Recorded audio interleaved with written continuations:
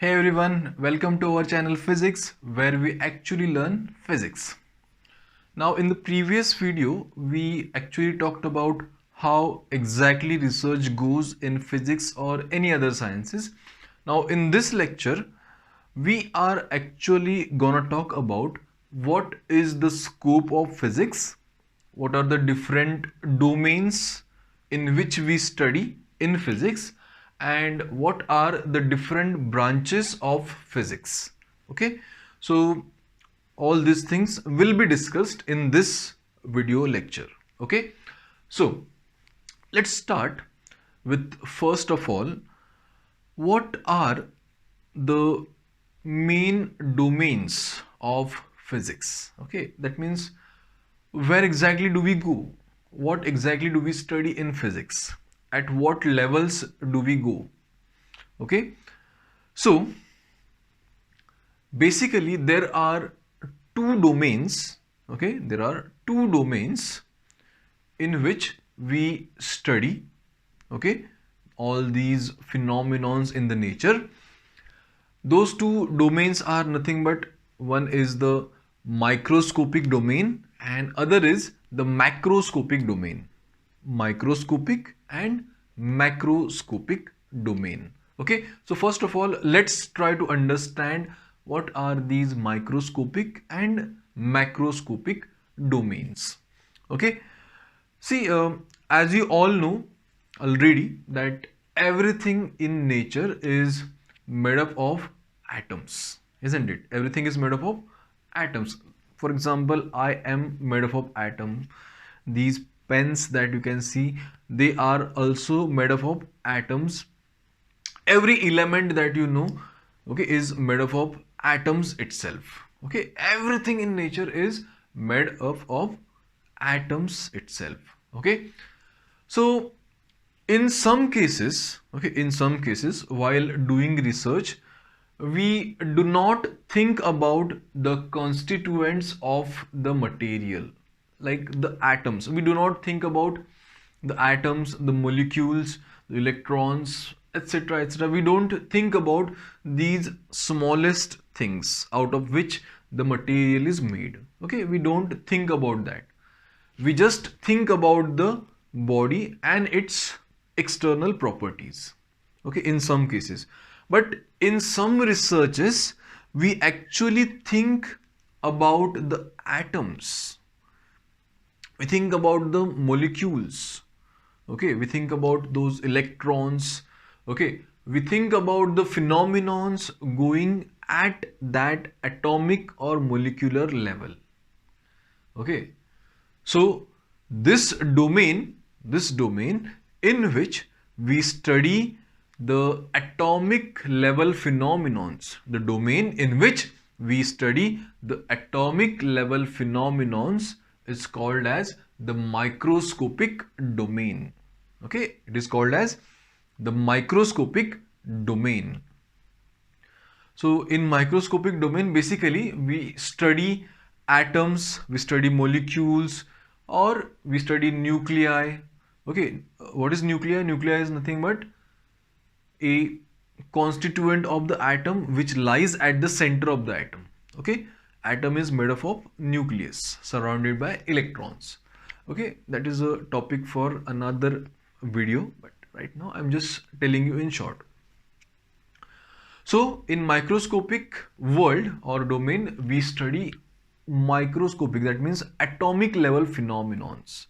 Okay, but on the other side, in the macroscopic world, we do not think about atoms. We do not think about constituents. We just think about the body as a whole. Generally in macroscopic world, we talk about large objects. We talk about large objects, okay, and its motion or any other property. Okay, we don't really think about the constituents of that object. That means how that object is made. What I mean, we don't think about the atomic level phenomenons. Okay, so that level is called as the macroscopic level, or this is called as the macroscopic domain. Okay, so in this way we have two domains. One is microscopic, other is macroscopic. In the macroscopic world, we do not think about the atomic level phenomena. We just think about the system or the body as a whole. Okay, over here in the microscopic domain, we think about the atomic level phenomena. Okay, we think about atoms, molecules, nuclei, and other subatomic particles, the smallest ones. Okay, everything. But here we do not. I would like to say here one thing, that in macroscopic, it's not only the large objects that we study, we in fact study the smaller objects also. Okay, we in fact study the smaller objects. For example, suppose we have a small cube, okay, something like this. Okay, a cube, a object of this shape, and if I break it into very small pieces, okay, if I break it into very small pieces, you will get very tiny objects, isn't it? Very small parts of that object. Okay, and in this world, in this macroscopic domain, we even think about these small objects also, but we don't actually call them atoms. Okay, we don't actually call them atoms. Atoms are basically the smallest entities of any material, you can say, but we don't really say it is an atom. We say it's a particle. We say that the object is made up of n number of such very small particles, and we talk about, or we describe the motion, okay, of these small particles. Okay, over here we actually call it atoms. We talk about atoms in the microscopic world.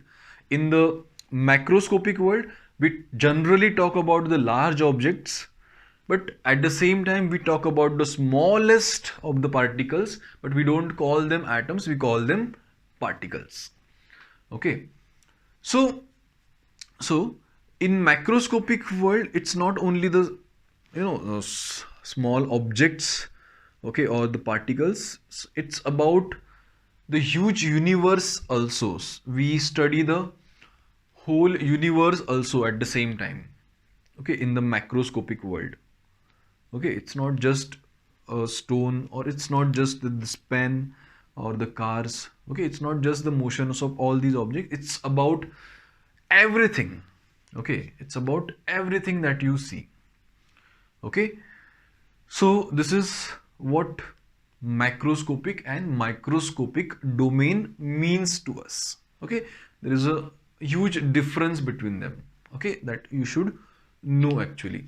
Generally, if you go in the microscopic domain, okay, it's quite complicated field actually. Okay, it's quite complicated field actually over here, because we can't even see the atom. Okay, we require very sophisticated instruments to see. Okay, or not see actually, I would say we require very sophisticated instruments to perform very complicated experiments. Okay, just to picturize how the atom looks, how is the structure of the atom. Okay, in fact, we don't even have any optical instrument to see really how atom looks like, but we have done a lot of experiments, okay, and we have got a lot of data from which we are able to picturize, okay, how atom looks. Okay, so that is what we do in microscopic world. Okay, over there basically we want to understand what exactly happens at the microscopic level. Okay, how is the microscopic world, what are the phenomena going on over there. Okay, for that we do a lot of complicated experiments, we do a lot of mathematics over there. Okay, over here in the macroscopic world, we don't really require those many complicated sophisticated instruments.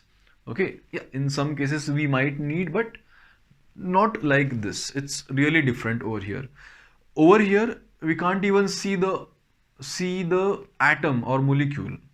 Okay, it's just that we can picturize it from the data that we get. Okay, over here we can actually see, in the macroscopic world, we can actually see what is going on over there. Okay, so this is what microscopic and macroscopic world is all about. Okay, so this is nothing but the two domains under which we study in physics. So from this discussion, you can actually see the scope of physics. Okay, that means to what levels we study in physics. We not only study the large objects, we study the smallest of the objects also. Okay, we not only study the heaviest of the objects, we study the lightest of the objects also. For example, we know the mass of the electron is about 9.1 into 10 raised to minus 31 kg. Imagine, just imagine, minus 31 kg. 10 raised to minus 31 kg. It's a very small number. At the same time, we also talk about the mass of the huge planets. Imagine the mass of the huge planet, mass of the sun. It's huge. It's minus 31 over here, and this number is too huge. Okay, so you can see the difference. You can see the scope of physics. We not only study the smallest one, but we study the heaviest, we study the bigger ones. Okay, so that is what actually happens in physics. Okay, we study everything. It's all really very exciting. Okay, we want to understand each and everything that is going on in this nature. That is our job. Okay, we want to go as deep as possible. We want to find out the reality. We want to find out the colors. We want to know the nature as better as possible. That is our job over here. Okay, so this is physics, this is its scope, and these are the two domains that we talked about. Now we move to the very important topic, that is, what are the different branches? What are the different branches of physics? Okay, so if I just look at what has so far happened, how many laws we have discovered, what has went on so far, okay, I can say that there are two main branches. Okay, two main branches, or I can say I can categorize physics in two domains or two fields. Okay, it's not really branches we can say, but we can say physics can be divided into these two fields. One I can say is the classical physics, another is the modern physics. Classical, that means the old one we can say, but it's not just old, but it's important also. And other is the modern one. So let's talk about both of them. First of all, I will come to this classical physics. Okay, see, classical physics is the physics which was developed in, let's say, 16th, 17th, 18th and 19th century. Okay, mostly it was developed in all these centuries. Okay, and modern physics, if I talk about, it started to be developed in, we can say, the 20th century, at the beginning of the 20th century. Okay, so you can see the difference. That's why it is called as the classical, because it was very earlier developed. And this is called as modern because it was started to be developed recently. Okay, so this way we have two fields, classical and modern. So now let's talk about each and every one in details and see what exactly we have in classical, what exactly we have in modern physics. Okay, so first let's talk about the classical one. Now, actually speaking, classical physics has, you can say, four main branches. Okay, it has got 4 main branches. One of them would be definitely mechanics. Okay, other would be electrodynamics. The next would be optics, and the other one would be thermodynamics. Okay, mechanics, electrodynamics, optics, and thermodynamics. So these are the main branches of classical physics. Okay, so let's talk about them a little bit. First of all, if I talk about mechanics, so mechanics is a branch of physics again which talks about or studies the motion. Okay, it studies the motion of objects and the causes of the motion. Cause of motion is what? Nothing but a force. Okay, nothing but some kind of a force. Okay, in case of a linear motion, and in case of a rotational motion, it is a torque. So over here in mechanics, we actually study all these forces, the motions.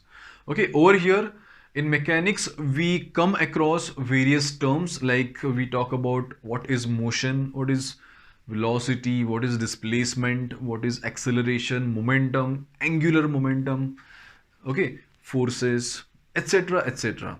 Okay, all these things are dealt with in mechanics. Okay, mechanics, we can say, has 2 main branches. Okay, see, I said ki in mechanics we study the motions, but it's not really the motions. Okay, in mechanics we also study bodies which are in equilibrium, which are static. Okay, so over here we study both actually. Okay, the bodies which are in motion and the bodies which are stationary. Okay, under the application of some forces. Okay, so here in this way we have 2 main branches for mechanics. One is dynamics and other is statics. Dynamics and statics. So dynamics is a branch where we actually study the moving objects. Okay, we study the motion of the objects and the cause of the motion, that is the force. Okay, and in statics we study the forces. Okay, forces, but on the static bodies. Okay, we study the forces on the static, that means stationary body. Okay, so over here we study the bodies which are in static equilibrium. Okay, so that is what we do in statics. And in dynamics we study the bodies in motion and the forces. Okay, again there are a few more branches here that I am not gonna discuss. Okay, because it will make a video too long, so let's try to focus.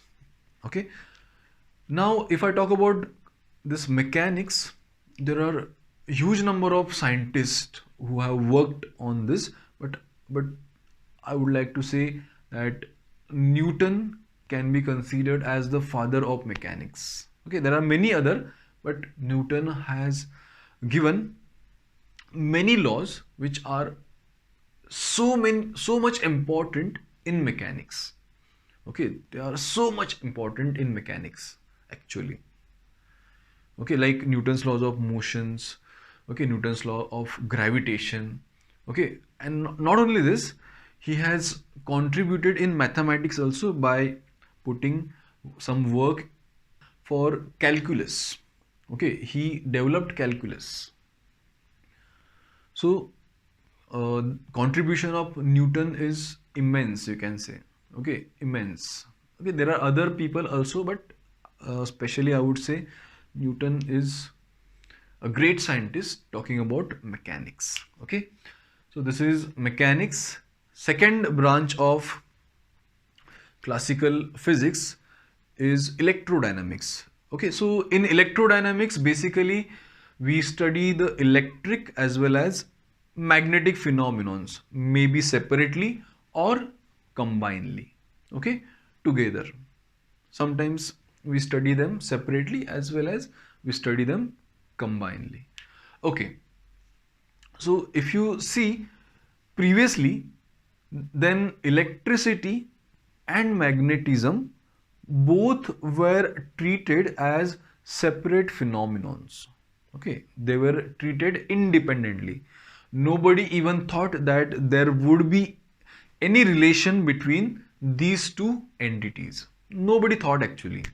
Nobody really had any idea. But but one day a scientist known as Oersted, a scientist known as Oersted, he found out something. He found out some relation between electricity and magnetism. At the same time, after some years, you can say Michael Faraday also found out that there is some relation between magnetism and electricity. Okay, and then later on, after a few more years, you can say James Clerk Maxwell, again a huge, a great scientist.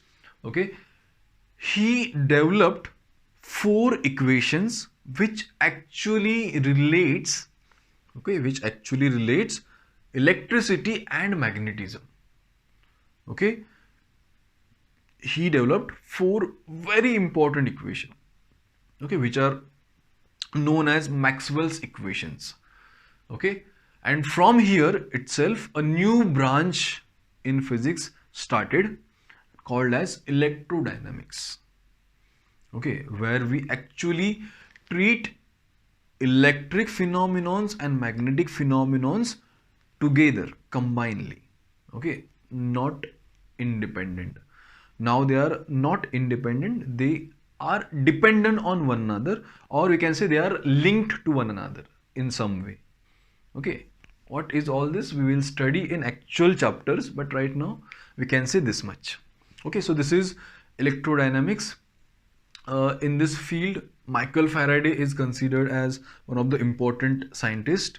Okay, at the same time, Maxwell, he is very important here. He discovered those laws, those equations which are very important, which actually talks about all magnetic and electric phenomenons. Okay, so this is electrodynamics. Next is the optics. Okay, next is optics. Now what is optics?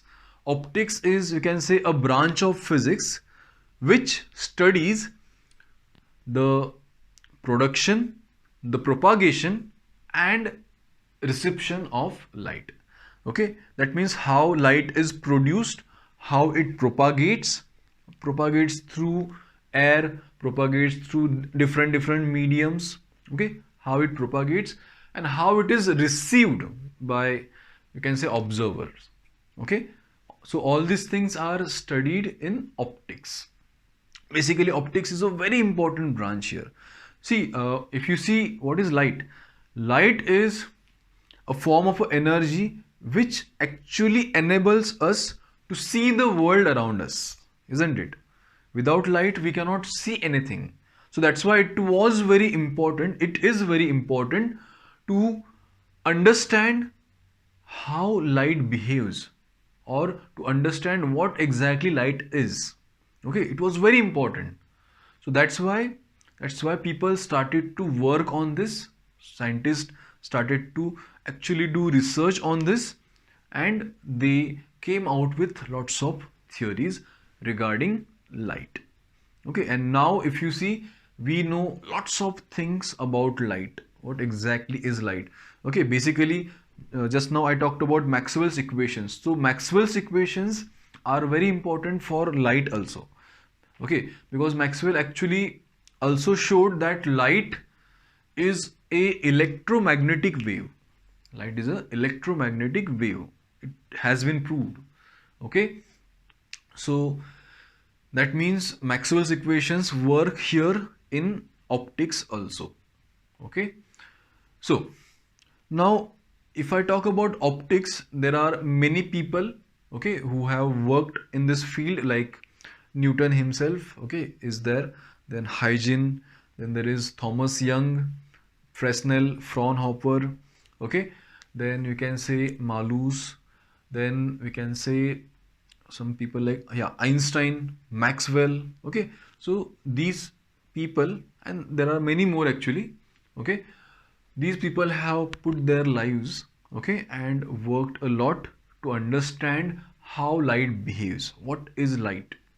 Okay, now in optics, what do we really study is we come across terms like refraction, we come across reflection, then scattering, okay, then we can say dispersion, okay, and diffraction, interference, okay, etc, etc, yeah, polarization, okay. So all these things will be dealt with in this field of study, okay, in optics. Yeah, there is a huge application of this field actually, like the glasses you wear actually, that is the application of optics itself. Then laser, that you know, isn't it, that is again an application. LED, okay, LED tube lights, you know, isn't it, that is again an application of optics. Then the TV displays, mobile displays, okay, and the polarized sunglasses, okay, etc, etc, all these things are applications of optics itself, okay. So optics is very, very, very important for our life, for our daily life. If you see the instrument that you have right now around you, they are working on the principles of optics, okay. So this is optics, and now we move to the last, the fourth branch of classical physics, and that is thermodynamics. So thermodynamics, thermo is nothing but heat, okay, heat, therm is heat, dynamics, okay, dynamics, it's related to motion, heat, motion, okay. So thermodynamics is all about heat, okay, thermodynamics is all about heat. So we can say thermodynamics is a branch of physics where we actually study heat related phenomenons, okay, heat related phenomenons. That means suppose you have some body and let's say you add some heat into it, then how it behaves, what are the changes that take place in that body after adding some heat, or maybe you remove the heat from it, you cool it down, and then how it behaves, okay. I'm just saying there may be different bodies, different elements, different substances behaving differently when we add or remove the heat, okay. So this is what we actually study in thermodynamics, how exactly objects behave when heat is added or removed from it, okay. Now in thermodynamics we generally come across some terms like temperatures, we come across terms like entropy, then pressure, volume, okay, internal energy, enthalpy, Gibbs free energy, etc, etc, okay. At the same times we study four main laws here, okay, called as the laws of thermodynamics, okay. It starts from zeroth law, first law, second law, and third law, okay. So all these things will be studied in thermodynamics. Now thermodynamics is very much important for our daily life actually, okay.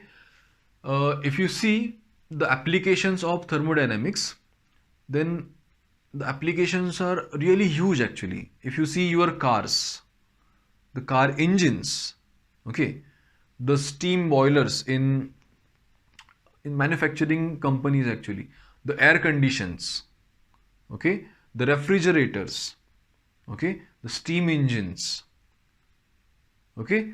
So all these are what, they are applications of thermodynamics principles, okay. So thermodynamics is hugely important for us, okay. If you see, we are actually surrounded by the principles of thermodynamics.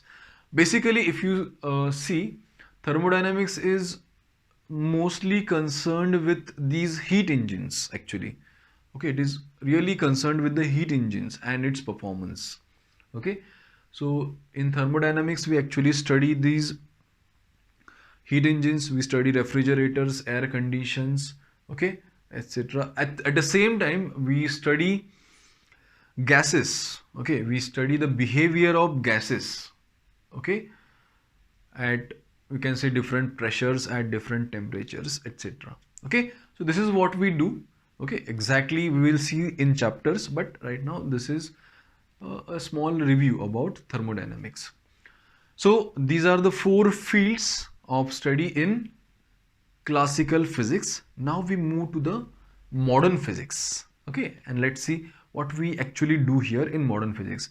Now, mostly if I say here, modern physics is mostly concerned with the microscopic domain, and classical physics was actually mostly concerned with the macroscopic domain. It's not that I'm not saying ki it is not concerned with the microscopic, but mostly it is concerned with the macroscopic. But here, if I go in the modern physics, okay, if I go in the modern physics, then it is mostly concerned with the microscopic world. Okay, over here we study atomic level, molecular level, nuclear level phenomenons. Okay, we study all these phenomenons over here. We study atoms, we study molecules, we study nuclei. Okay, we study nuclear forces, we study the atomic bonds. Okay, and some other phenomenons at this level. Okay, in modern physics, if I go, there are again some branches. Okay, like there is a mathematical physics nowadays which is very famous. Then we have atomic physics, we have nuclear physics. Okay, nuclear physics is really important. Over here we actually are concerned nowadays with nuclear energy. Okay, then we have some other fields. Okay, like we can say there are some applied fields also, like electronics. Electronics is again applied field. Okay, like digital electronics, analog electronics. Okay, the solid state physics. Okay, all these things are actually applied physics. Okay, which we nowadays study in modern physics. Okay, so this is what we do in modern physics, and that is what we do in classical physics. Okay, so this is what the branches of physics. This is the scope of physics. This is what we actually do in physics. So from all this, okay, from all this, you can see here that physics actually studies everything, isn't it? It studies everything. Is there anything remaining now? I don't think so. There is nothing remaining now. I have talked about each and everything now. It is studying each and every natural phenomenon at every level, at macroscopic as well as microscopic levels. Okay, so that is physics. That is what we do. So you can see how exciting this branch is, how exciting this subject is. Okay, over here you get to study everything that you want. Okay, so that's why physics is considered to be one of the most exciting, one of the most challenging, okay, one of the most interesting subjects of study. Okay, yeah, some students, some people don't like it because it's tough. Okay, little bit tough in comparison to other because it contains a lot of numerical problems. Okay, exam point of view I'm saying. Okay, if you don't go exam point of view, then it is quite interesting. Okay, so that's why physics is so exciting. Okay, so now I would stop here. Thank you so much for listening to me. Thank you so much for joining in this video. Okay, next time we will talk about some more topics from physics. Okay, till then, bye bye. Have a nice day. Yeah, thank you.